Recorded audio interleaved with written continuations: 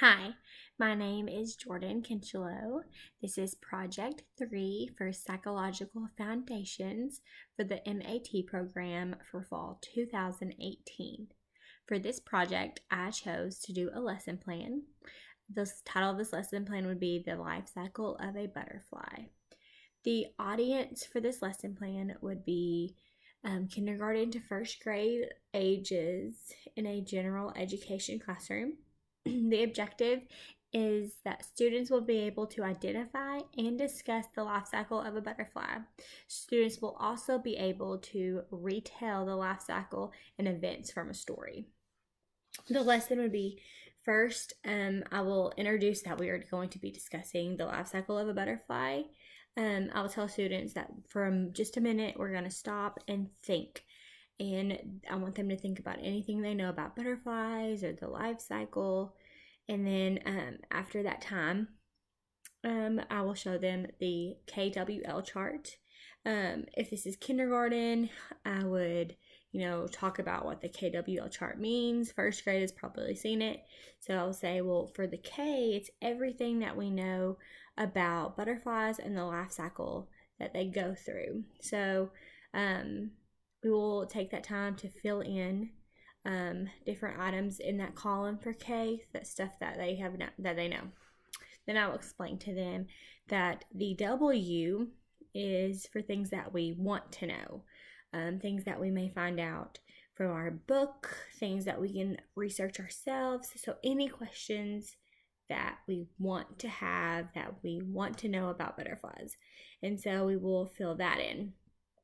After the chart, I will play Butterfly Butterfly from Harry Kindergarten, and this will just get the kids up, moving, kind of like a little brain break, because they've been sitting, they've been listening, they've been having our discussions, and so they just need a little bit of a movement for them to be able to sit and really focus in on our story.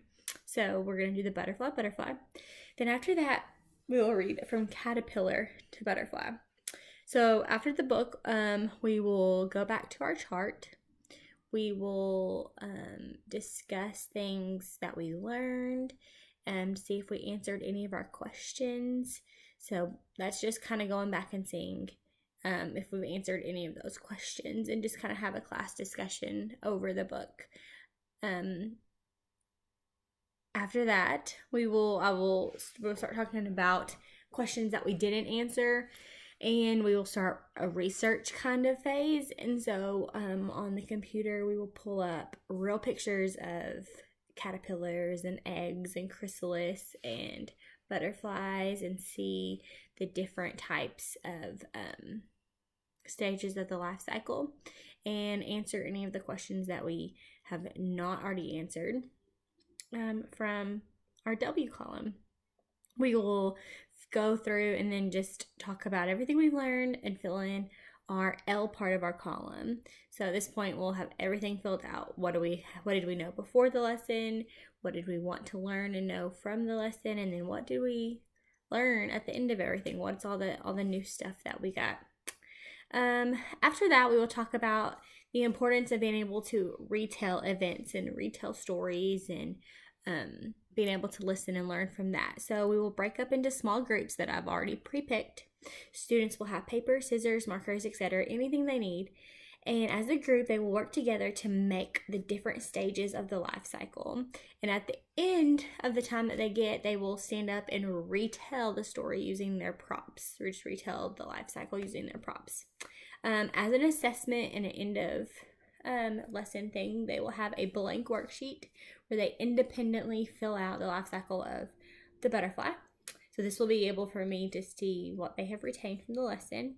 For our closing, we're just going to review the chart or talk about what we've learned, and then I will tell the class that we have our own caterpillars, and we will watch the life cycle from caterpillar to butterfly, and get to see that in our classroom.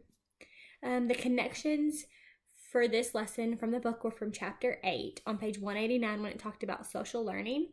A quote from the book says, Vygotsky said, children learn, he proposed, through joint interactions with adults and capable peers.